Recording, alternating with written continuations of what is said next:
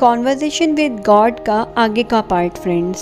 इसके पहले का पार्ट जानने के लिए आप पहले की वीडियोस को देख सकते हैं। एक बार की बात है कि एक आत्मा थी जो ये जानती थी कि वो प्रकाश है। वह एक नई नवोदित आत्मा थी और इसलिए अनुभव के लिए बहुत आतुर थी। वो कहती तो रहती थी मैं प्रकाश हूँ, मैं प्रकाश हूँ, लेकिन उसका यह जानना और कहना उसके लिए अनुभव का अनुकल्प तो नहीं हो सकते थे। लेकिन जिस लोक में उस आत्मा का उद्गम हुआ था वह प्रकाश के अलावा कुछ था ही नहीं। हर आत्मा प्रकाशमान थी और हर आत्मा कांतिमान थी और हर आत्मा मेरे प्रकाश के तेज से दिव्यमान थी। इसलिए वो बेचारी आत्मा सूरज के सामने दिए जैसी हो रही थी। जिस उज्ज्वलतम प्रकाश का वो एक अंश थी, उसके बीच वह स्वयं को देख ही नहीं पा रही थी और ना ही वो अनुभव कर पा रही थी कि वो वास्तव में क्या है और कौन है। फिर पता चला कि वो आत्मा खुद को जानने के लिए अत्यंत लालयित हो उठी थी। उसका लालयित होना इतना प्रबल हो गया था कि एक दिन मैंने उससे पूछ ही लिया, नन्ही आत्मा, क्या तुम जानती हो कि तुम खुद को जानने के लिए, इस ललक को संतुष्ट करने के लिए तुम्हें क्या करना चाहिए? नहीं भगवान, मुझे बताइए कि मुझे क्या करना चाहिए। मैं कुछ भी करने को तैयार हूँ। तुम्हें हम में से अलग होना होगा, मैंने कहा, और फिर तुम्हें जाकर अंधकार से भेंट करनी होगी। अंधकार? वह क्या होता है प्रभु? वही जो तुम नहीं हो, मैंने उसे बताया और वो आत्मा समझ गई। फिर उस आत्मा ने वैसा ही किया। उसने खुद को सबसे अलग कर लिया वाकई, और वह दूसरे लोकों में चली गई। और उस लोक में उस आत्मा के पास वो शक्ति आ गई कि वह हर प्रकार के अंधकार का अनुभव कर सके, और उसने किया भी। लेकिन उस भरपूर अंधकार के बीच में क्या वो चिल्लाई, हे परमपिता, आपने मुझे क्यों छोड़ दिया? जैसा कि तुम अपने संकट काल में चिल्लाया करते हो, मैं तुम्हें कभी नहीं छोड़ता हूँ, बल्कि तुम्हारे साथ ही रहता हूँ। हमेशा ही तुम्हें याद दिलाने के लिए तत्पर रहता हूँ कि तुम वास्तव में कौन हो। तुम्हें यह याद दिलाने के लिए तत्पर रहता हूँ कि तुम्हारा घर कौन सा है। इसलिए जब अंधेरा हो तो तुम प्रकाश बन जाओ, ना कि अंधेरे को ही बस कोसते रह जाओ। और उस समय में भी तुम ये मत भूलो कि तुम वास्तव में कौन हो, जबकि तुम्हारे चारों तरफ के हालात तुम्हें ये बताने की कोशिश करने में लगे हो कि जो तुम नहीं हो। बल्कि जब तुम कभी इस सृष्टि को बदलना चाह रहे हो, तब भी इसकी इच्छाओं पर ध्यान देना। और ये बात जान लो कि अपने सबसे कठिन समय में जो कुछ भी तुम करोगे वह तुम्हारी सबसे बड़ी सफलता सिद्ध हो सकती है, क्योंकि ऐसे में जो अनुभव तुम पैदा करते हो वो इस बात का प्रमाण बन जाता है कि तुम कौन हो और तुम क्या होना चाहते हो। मैंने नन्ही आत्मा और सूर्य की ये कहानी तुम्हें इसलिए सुनाई है ताकि तुम ये बात अच्छी तरह समझ सको कि यह दुनिया जैसी है वैसी क्यों है और किस तरह यह पल भर में बदल सकती है अगर हर कोई अपनी सर्वोच्च वास्तविकता के दिव्य सत्य का स्मरण कर ले तो।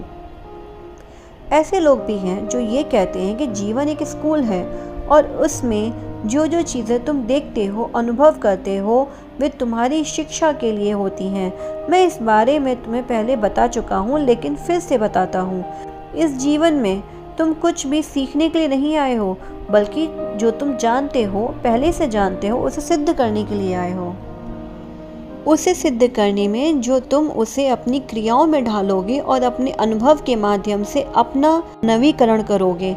इस प्रकार तुम अपने जीवन को सिद्ध करोगे और उसे एक प्रयोजन दोगे और इस प्रकार उसे पवित्र करोगे। क्या आप ये कह रहे हैं कि जो कुछ भी हमारे साथ बुरा होता है वह होना ही हमारे द्वारा चुना गया होता है? यह कहने का आपका क्या मतलब है कि दुनिया भर में होने वाली घटनाएं और विनाश और किसी न किसी स्तर पर हमारे ही द्वारा रची गई होती हैं ताकि हम इस बात के विलोम को अनुभव कर सकें कि हम कौन हैं? और अगर ये बात है तो इसका हमें अनुभव कराने के लिए ऐसा कोई और तरीका नहीं था जो इतना पीड़ादायक ना होता? तुमने एक साथ कई प्रश्न कर दिए हैं। हालांकि सभी प्रश्न अच्छे हैं। आओ सभी प्रश्नों को एक एक करके लेते हैं।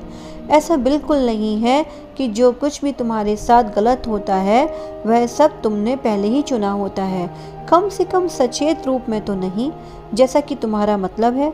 लेकिन वह सब तुम्हारा रचा हुआ तो होता ही है। तुम हमेशा ही रचने की प्रक्रिया में रहा करते हो, हर पल, हर घड़ी, हर दिन। इस बात में हम बाद में जाएंगे कि यह सब तुम किस तरह रचते हो। अभी तो इतना ही समझ लो कि तुम एक बहुत बड़ी सी रचनात्मक मशीन हो, और जितना जल्दी तुम सोचते हो उतनी ही जल्दी तुम कुछ ना कुछ नया रचते रहते हो। घटनाएं, हादसे, संयोग, अवस्थाएं, परिस्थितियाँ, ये सब तुम्हारी चेतना द्वारा ही रची जाती हैं। व्यक्तित्व चेतना काफ़ी सशक्त होती है, और जब दो या दो से अधिक व्यक्ति मेरे नाम पर मिल बैठते हैं, तब तुम कल्पना कर सकते हो कि किस प्रकार की रचनात्मक ऊर्जा निकलती होगी। और फिर सामूहिक चेतना की तो बात ही क्या है, वह तो इतनी अधिक सशक्त होती है कि वो ऐसी घटनाओं और परिस्थितियों को रच सकती है कि उनमें परिणामों की चपेट में पूरा विश्व आ जाता है। यह कहना सही नहीं होगा, और उस तरह से तो बिल्कुल भी नहीं जैसा तुम कह रहे हो कि इन परिणामों को तुम चुन रहे हो। जैसे उनका होना मैं नहीं चुन रहा हूँ, वैसे ही तुम भी उन्हें नहीं चुन रहे हो।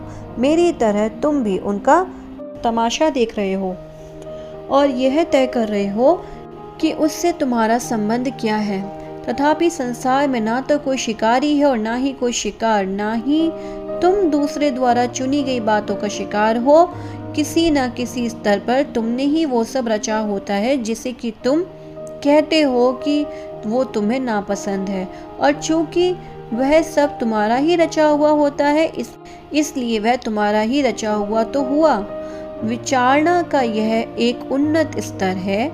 यह एक ऐसा स्तर है जिस पर सभी ज्ञानी देर सवेर पहुंच ही जाते हैं, क्योंकि इस सब की जिम्मेदारी जब वे स्वीकार कर लेते हैं, केवल तभी उनमें वो शक्ति आ सकती है जिससे कि वो उसमें बदलाव ला सकते हैं। जब तक कि तुम इस धारणा को पाले रखोगे कि जो कुछ भी हो रहा है उसे करने वाला तुमसे बाहर कोई और या कुछ और है, तब तक उसके लिए कुछ भी करने में तुम खुद को अशक्त ही बनाए रखोगे। जब तुम ये देख लोगे कि यह सब तो मेरा ही करा धरा है, तभी तुम उसे बदलने की शक्ति भी जुटा पाओगे। जो कुछ कोई और कर रहा होता है उसे बदलने की अपेक्षा जो कुछ तुम खुद कर रहे होते हो उसमें बदलाव कहीं अधिक आसान होता है। किसी भी चीज़ में बदलाव लाने में पहला कदम ये जानना और स्वीकार करना होता है कि जो कुछ हुआ है वह होना तुमने ही चुना था। अगर तुम यह व्यक्तिगत स्तर पर स्वीकार नहीं कर सकते हो, तो अपनी समझ से इस बात से सहमत तो रहो कि हम सब एक हैं। फिर बदलाव लाने की कोशिश करो, इसलिए नहीं कि कोई चीज़ गलत है, इसलिए कि जो कुछ तुम वास्तव में हो उसका वह सही विवरण नहीं दे रही है। कोई भी काम करने का केवल एक कारण होता है, संसार को ये बताना कि तुम कौन हो। जीवन को इस प्रकार प्रयुक्त किए जाने पर जीवन आत्मा रचनात्मक हो जाता है। जो तुम हो और जैसा होना तुम हमेशा चाहते रहे हो, खुद को वैसा बनाने के लिए जीवन का उपयोग करो। कुछ भी अनकिया कर देने के पीछे भी एक ही कारण हुआ करता है। जो तुम होना चाहते हो उसके बारे में वह कोई सही विवरण नहीं रहा गया होता है। वह विवरण तुमको प्रतिबिंबित नहीं कर रहा होता है, वह तुम्हारा प्रतिनिधित्व भी नहीं कर रहा होता है, यानी वह तुम्हें प्रदर्शित भी नहीं कर रहा होता है। यदि तुम स्वयं को बिल्कुल सही पुनः प्रस्तुत करना चाहते हो, तो अपने जीवन में हर उस चीज़ को बदलने के लिए यत्न करो जो तुम्हारी उस छवि के साथ तालमेल नहीं खाती है जिसे तुम शाश्वतता में आगे बढ़ाना चाहते हो। मोटे तौर पर घटित होने वाली सभी गलत घटनाएं तुम्हारी ही चुनी हुई होती हैं, किंतु तुम्हारी गलती उन्हें चुनने में नहीं होती है, बल्कि उन्हें गलत कहने में होती है। क्योंकि एक तरह से उन्हें गलत तुमने ही तो कहा होता है, इसलिए उन्हें गलत कहने में तुम खुद को ही गलत कह रहे होते हो। लेकिन खुद पर गलत होने का ठप्पा लगाना तुम्हें मंजूर नहीं होता, इसलिए खुद को गलत स्वीकार करने की बजाय तुम अपनी ही रची गई बातों से खुद को अलग कर लेते हो। यही वह बौद्धिक और आध्यात्मिक बेईमानी है जो आज दुनिया जिस हाल में है तुम्हें उसे वैसा ही स्वीकार कर लेने देती है। अगर तुमने संसार के प्रति अपनी जिम्मेदारी स्वीकार कर ली होती, या इस बात का तुम्हें एक गहरा एहसास हुआ होता, तो यह संसार आज कुछ और ही हुआ होता। यह बात तब निश्चित रूप से और भी सच बैठती है अगर हर व्यक्ति ने यह जिम्मेदारी महसूस कर ली होती। बिल्कुल स्पष्ट है कि यही वो बात है जो तुम्हारे लिए इतनी दुखद भी सिद्ध हो रही है, लेकिन यह इतनी कड़वी और विडंबना भी है। संसार की प्राकृतिक आपदाएं और विनाश लीलाएं, इसके तूफान, बवंडर, ज्वालामुखी और बाढ़, इसकी भौतिक उथल पुथल, ये खास तौर से तुम्हारे द्वारा नहीं रचे जाते हैं। जो बात तुम्हारे द्वारा रची जाती है वो है इन घटनाओं के प्रभाव की वो मात्रा जो तुम्हारे जीवन को छूती है।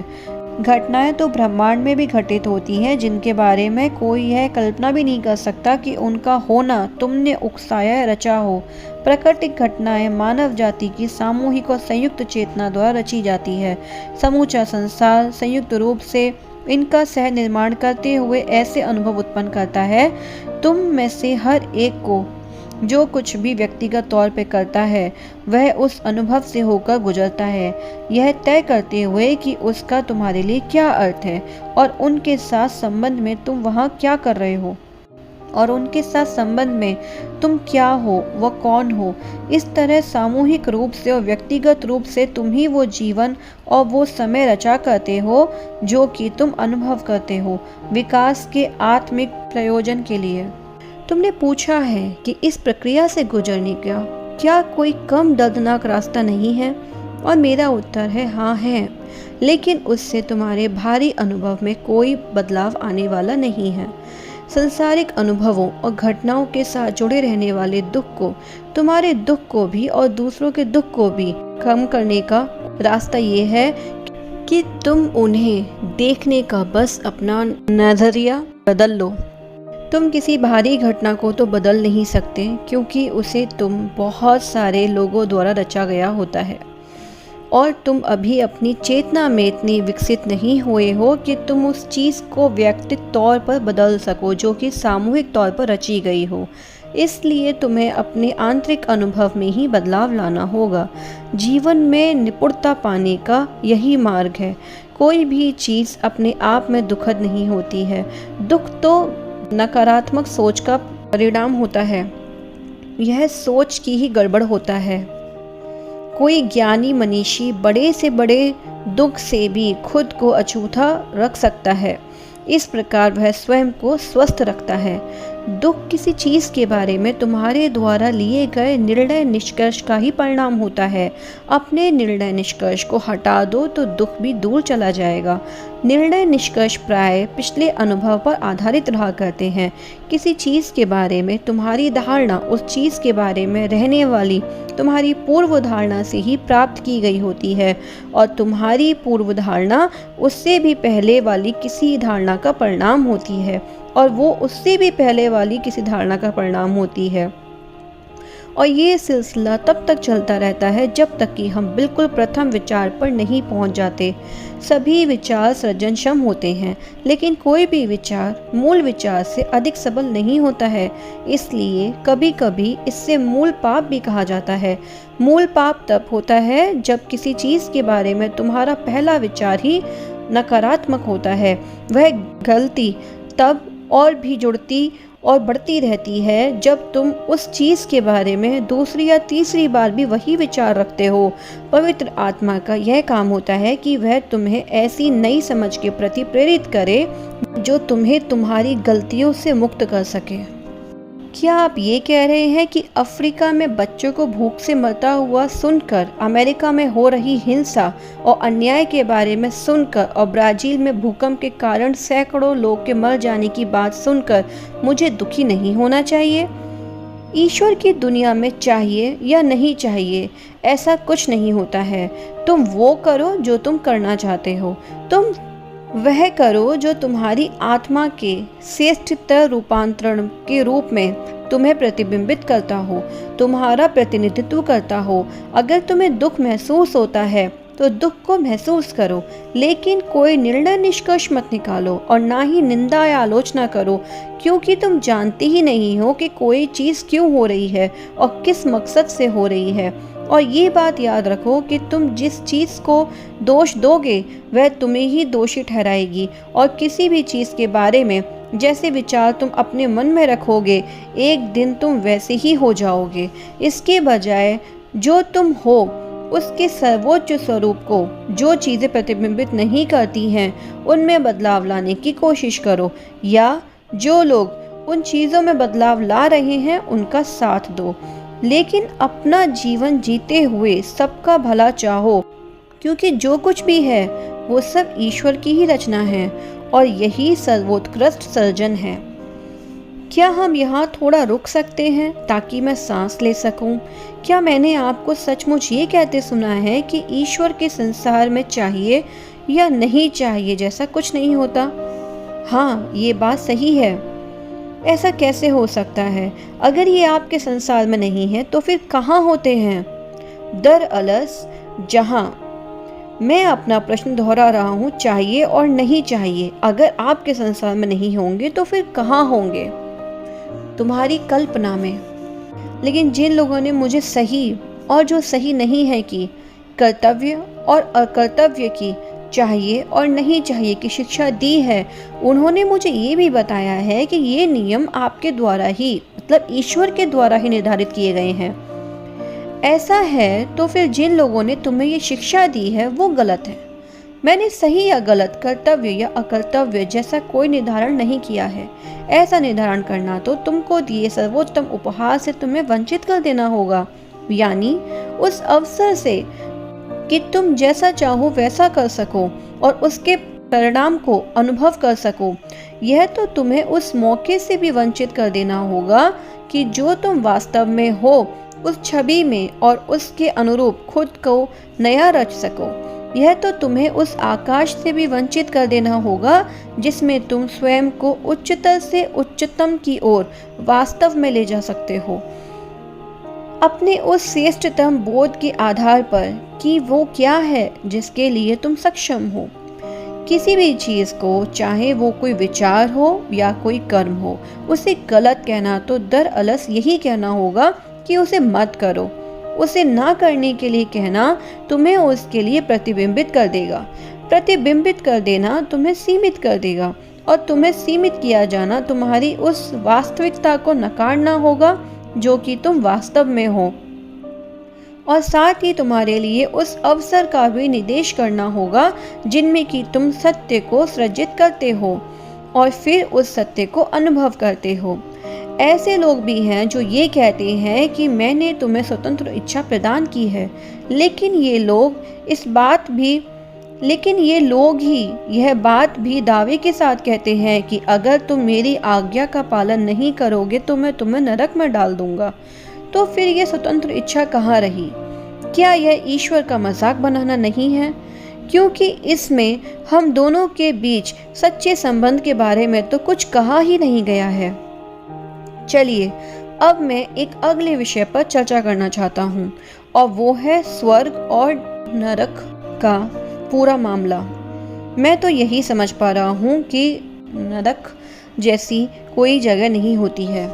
नरक होता है, लेकिन यह वैसा नहीं है जैसा तुम मानते हो, और ना ही तुम उन कारणों से उसे भुगतते हो जो तुम्हें बताए गए हैं। नरक होता क्या है? नरक होता है तुम्हारे द्वारा किए गए चुनावों का, तुम्हारे निर्णयों का और तुम्हारी रचना का जितना बुरा संभव हो सकता है उतना बुरा परिणाम भुगतना। यह हर उस विचार का प्राकृतिक परिणाम होता है जो मुझे नकार रहा होता है या मेरे साथ संबंध में जो तुम हो उससे इनकार कर रहा होता है। ये वो कष्ट है जो तुम गलत सोच के कारण भुगतते हो। हालांकि गलत सोच एक अनुपयुक्त शब्द है, क्योंकि गलत जैसी कोई चीज़ नहीं होती। आनंद का विलोम नरक है, अपूर्णता नरक है। यह तो जानना कि तुम कौन हो और क्या हो, लेकिन उसे अनुभव ना कर पाना वो नरक है। जो तुम हो उसे कमतर होना वो नरक है। यह है नरक, लेकिन इनमें से कोई भी तुम्हारी आत्मा से बड़ा नहीं है। लेकिन नरक का किसी ऐसी जगह में रूप में कहीं कोई अस्तित्व नहीं है जैसे कि तुमने कल्पना कर रखी है। जहाँ एक आग लगातार जलती रहती है या जहाँ लगातार यातनाएं दी जाती रहती हैं। जरा सोचो, ये सब करने से मेरा कौन सा प्रयोजन पूरा होने वाला है? अपवाद स्वरूप अगर ये अनिश्वरीय विचार मुझ में कभी आ भी जाए कि तुम स्वर्ग के योग्य नहीं हो, तो भी तुम्हारी गलतियों के लिए तुमसे प्रतिशोध लेने या तुम्हें दंडित करने की चाहना करने की मुझे आवश्यकता क्यों पड़ेगी? तुम्हें यूं ही हटाना मिटाना क्या मेरे लिए कहीं अधिक आसान काम नहीं होगा? मेरी कौन सी प्रतिशोधी भूमिका ये चाहेगी कि मैं तुम्हें इस तरह से और इतनी अधिक यातना में डाल दूं, जिसका कि बयां भी कर पाना मुश्किल है। अगर तुम कहते हो कि न्याय के लिए ऐसा करने की आवश्यकता होती है, तो क्या स्वर्ग में मेरा तुमसे बात करना बंद कर देना मात्र ही न्याय के लक्ष्य को पूरा नहीं कर देता है? क्या तब कभी न थमने वाली कोई पीड़ा देने की आवश्यकता शेष रह जाती है? मैं तुम्हें बता दूं कि मृत्यु के बाद तुम्हें ऐसे किसी भी अनुभव से गुजरना नहीं पड़ता है जिसका लंबा चौड़ा बखान तुम्हारे भय आधारित ग्रंथों में किया गया है। लेकिन फिर भी तुम्हारी आत्मा जब कभी इतना दुख, इतनी अपूर्णता और संपूर्ण के मुकाबले इतनी न्यूनता, ईश्वर के परम आनंद से इतनी जुदाई महसूस करती है, तो उसके लिए वो दशा ही नरक बन जाती है। लेकिन मैं तुम्हें ये भी बता दूं कि ऐसे नरक में मैं तुम्हें नहीं भेजता हूँ और ना ही तुम्हारे वहाँ पहुँचने का मैं कारण बनता हूँ। जब कभी भी और जैसे भी तुम ही अपने सर्वोच्च विचार से अपनी आत्मा को अलग विलग कर देते हो, और तब तुम स्वयं ही ऐसे अनुभव को रच रहे होते हो। जब कभी भी तुम अपनी आत्मा से विमुख हो जाते हो और जब कभी भी तुम वास्तव में जो हो उससे विरत हो जाते हो, तब तुम स्वयं ही नरक जैसे अनुभव को रच रहे होते हो। फिर भी ये अनुभव शाश्वत नहीं रहता है। यह शाश्वत तो हो ही नहीं सकता, क्योंकि यह कोई मेरी योजना नहीं होती है कि तुम मुझसे जुदा हो जाओ और कभी भी या हमेशा के लिए। दरअसल ऐसी कोई भी बात असंभव है, क्योंकि ऐसी कोई घटना होने के लिए न केवल तुम्हें यह नकारना होगा कि तुम कौन हो, बल्कि मुझे भी यही करना होगा। लेकिन ऐसा मैं कभी नहीं करूँगा, और जब तक हम में से कोई एक भी तुम्हारे बारे में सत्य को थामे रहेगा, तब तक तुम्हारे बारे में सत्य स्थिर ही रहेगा।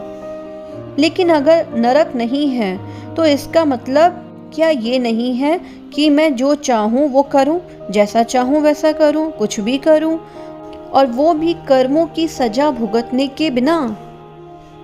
क्या तुम्हारे होने के लिए, कर्म करने के लिए और वो पाने के लिए जो कि तत्वत सही है, डर का होना आवश्यक है? क्या अच्छा होने के वास्ते तुम्हें धमकाया जाना आवश्यक है? और ये अच्छा होना होता क्या है? इस बारे में किसका कहा अनंततः सही माना जाए? इस बारे में नीति निर्देश कौन तैयार करता है? नियम कौन बनाता है? कोई भी और कभी भी तुम्हारे गुण दोष का निर्धारण नहीं करेगा, क्योंकि ईश्वर स्वयं अपनी ही रचना के बारे में न्यायाधीश कैसे बन सकता है और कैसे उसे गलत बता सकता है?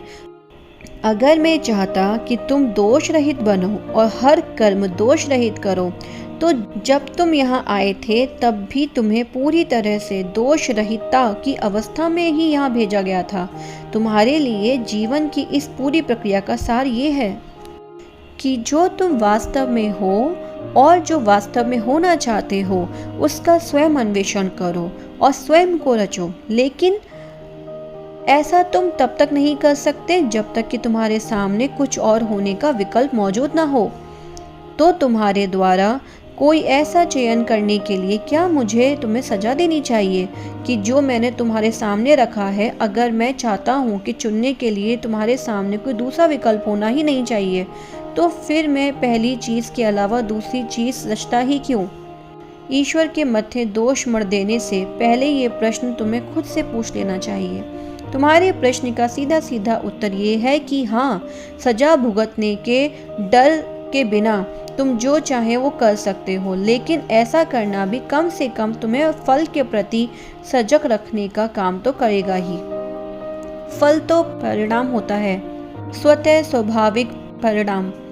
यह कोई दंड या पलटवार नहीं होता है। परिणाम होता है बस प्रकृति के विधान पर स्वाभाविक रूप से चलने पर मिलने वाला परिणाम ये वो है जो कि स्वतः घटित होता है और जिसका पूर्व अनुमान भी लगाया जा सकता है, जो हुआ है उससे मिलने वाले फल के रूप में। सारा भौतिक जीवन प्रकृति के विधान के अनुसार ही कार्य करता है। अगर तुम इन विधानों को याद रखोगे और उन पर चलोगे तो भौतिक जीवन पर तो तुम दक्षता हासिल कर ही लोगे। जिसे तुम सजा कहते हो या जिसे तुम बुरा कहते हो या दुर्भाग्य कहते हो या और कुछ, ये और कुछ नहीं बल्कि प्रकृति का विधान खुद को केवल जता रहा होता है। फिर तो यदि मैं इन विधानों को जान लूं और उनका पालन करूं तो एक पल के लिए भी मैं कभी संकट में नहीं पड़ूंगा। क्या आप यही कह रहे हैं? ऐसा करोगे तो तुम अपने आत्मा को कभी भी किसी ऐसी अवस्था में महसूस नहीं करोगे जिसे तुम संकट कहते हो। जीवन की किसी भी स्थिति को तुम तब तक एक समस्या नहीं समझोगे। किसी भी परिस्थिति में तुम स्वयं को चिंतित भयग्रस्त महसूस नहीं करोगे। तुम अपनी सारी चिंता, शंका और डर पर पूर्ण विराम लगा दोगे। तुम इस तरह जियोगे जिस तरह तुमने आदम और हवा की जीने की कल्पना की है, और वो भी ईश्वर के लोक में, देह मुक्त रूप में नहीं बल्कि सदैव आत्मा की तरह संबंधों के संसार में। फिर भी उस आत्मा की शक्ति को समझते हुए जो कि तुम हो, तुम्हारे अंदर स्वतंत्रता होगी, आनंद होगा व प्रज्ञा होगी। तब तुम एक पूर्णतः सिद्ध व्यक्ति की तरह जियोगे।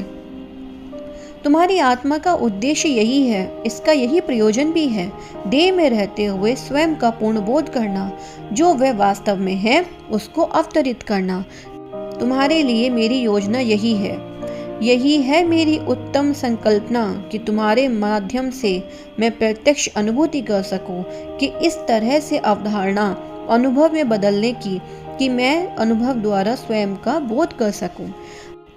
ब्रह्मांड के विधान वे विधान हैं जो मैंने निर्धारित किए हैं। वे परिपूर्ण तथा अदोष विधान हैं और भौतिक जगत के कार्यकलापों को परिपूर्ण ढंग से चलाते हैं।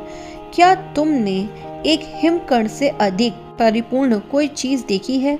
उसकी जटिलता, उसका सुडौलपन, खुद के लिए उसकी अपनी अनुरूपता का तथा औरों के लिए अपनी मौलिकता का होना, सब कुछ एक रहस्य है। प्रकृति की इस आश्चर्यजनक नुमाइश पर तुम चकित हो जाया करते हो। अगर मैं एक हिमकण में ऐसा चमत्कार कर सकता हूँ तो सोचो कि इस ब्रह्मांड में क्या कुछ कर सकता हूँ और क्या कुछ भी कर चुका हूँ। अगर तुमने इसके विशालतम पिंड से लेकर एक क्षुद्रतम कण तक इसका संतुलन, सामंजस्यता देखा होता, इसके रूप आकार की परिपूर्णता देखी होती, तो तुम इसके सत्य को संभाल नहीं पाते। अब भी जब भी तुमने इसकी झलक मात्र देखी ही है, तब भी तुम इसकी जटिलताओं की ना तो कल्पना कर सकते हो और ना ही उसे समझ सकते हो। तुम इतना ही जान सकते हो कि इसमें कुछ छुपा हुआ है, उससे भी कहीं बहुत अधिक जटिल, कहीं बहुत अधिक अद्भुत, जितना कि तुम्हारी वर्तमान समझ उसे समझ सकती है।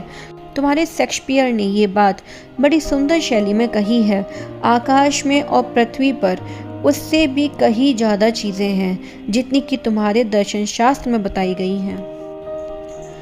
तो फिर मैं इन विधानों को कैसे जानूं? मैं उन्हें कैसे सीखूं? महत्व मात्र सीखने का नहीं है, याद रखने का है। मैं उन्हें याद कैसे रखूं? फ्रेंड्स, इसके बाद का कॉन्वर्सेशन हम नेक्स्ट वीडियो में देखते हैं। Thank you friends.